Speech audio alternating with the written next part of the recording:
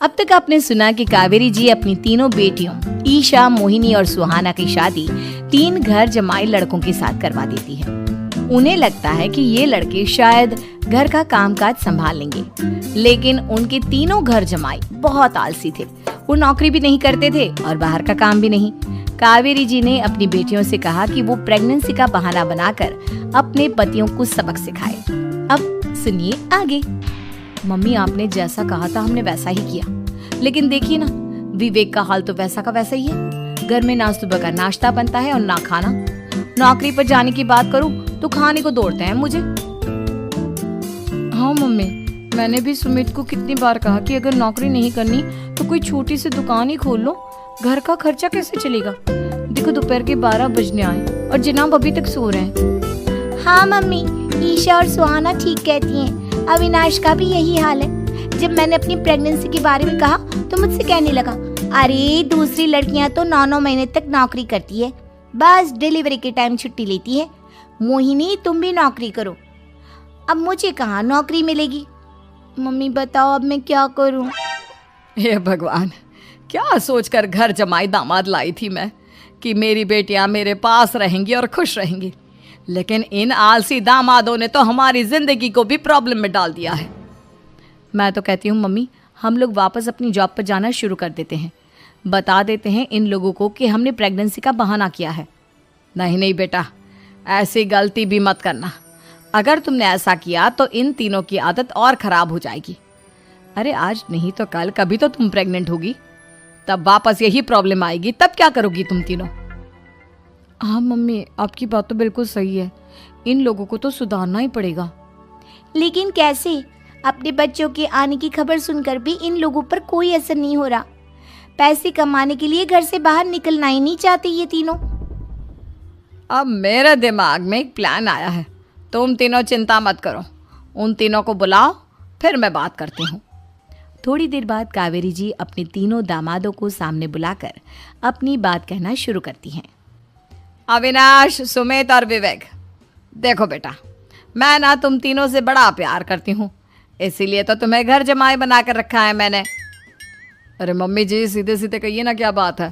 प्यार तो हम भी आपको बहुत करते हैं। अरे मम्मी जी, आपकी इज्जत भी बहुत करते हैं। अरे भाई, आपके जैसी सास और कमाने वाली बीवी सबको मिलती है क्या? हाँ मम्मी, विवेक और सुमित ठीक कह रहे हैं। आपकी बेटी से शादी करके मेरी तो ज़िंदगी ही अच्छी हो गई है। जानती हूँ मैं, और ये भी जानती हूँ कि तुम तीनों अपने अपनी बीवियों से बहुत प्यार करते हो। बेटा, बात ऐसी है कि हमारे कुल गुरु ने कहा है कि प्रेग्नेंट होने के बाद मेरी तीनों बेटियां शुरू के 4 महीने हमारे गांव में जाकर रहेगी, जहां मेरे चाचा जी रहते हैं। अरे लेकिन क्यों मम्मी, गांव में जाकर रहने की क्या ज़रूरत है इन तीनों को।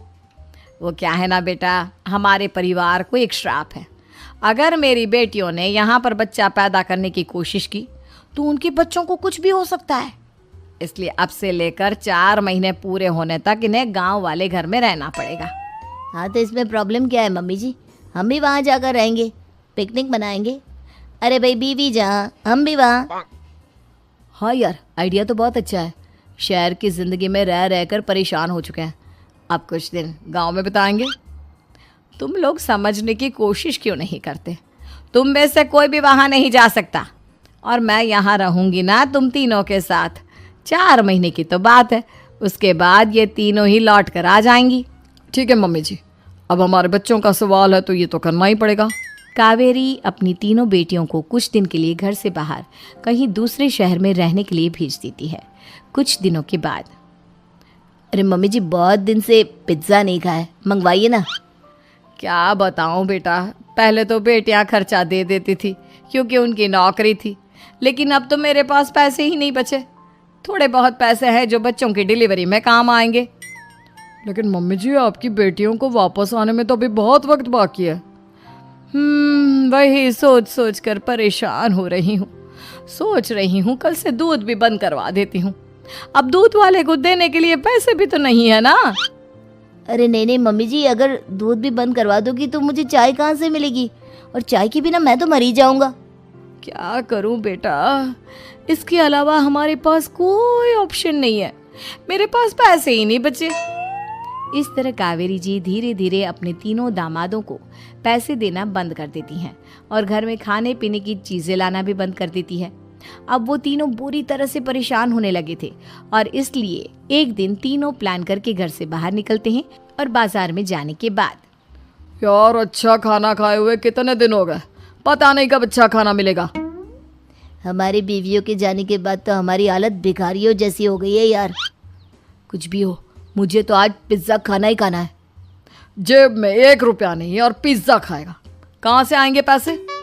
अरे देख वहाँ सामने बोर्ड पर क्या लिखा हुआ है, कंप्यूटर पर काम करने के लिए एक आदमी की आवश्यकता है। भाई मैं तो जा रहा हूँ, काम करूँगा और शाम तक पैसे लाकर आराम से पिज्ज़ा खाऊंगा। जा जा, तुझे कोई काम नहीं देने वाला, हम तो घर जा रहे हैं। चल भाई सुमित।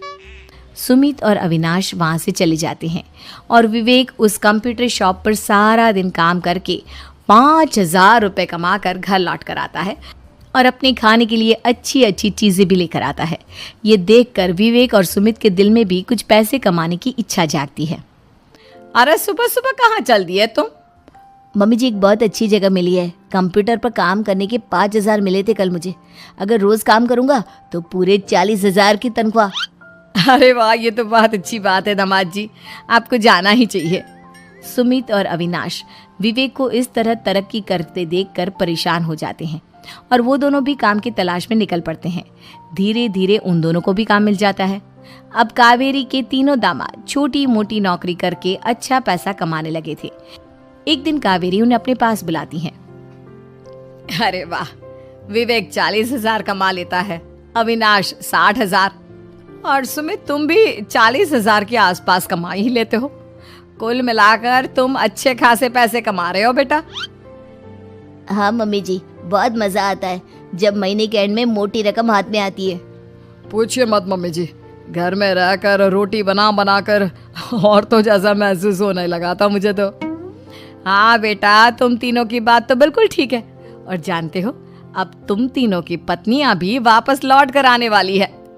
लेकिन मम्मी जी अभी तो उन्हें गए सिर्फ 2 महीने हुए हैं, आपने तो कहा था वो 4 महीने के बाद लौट कर आएंगी।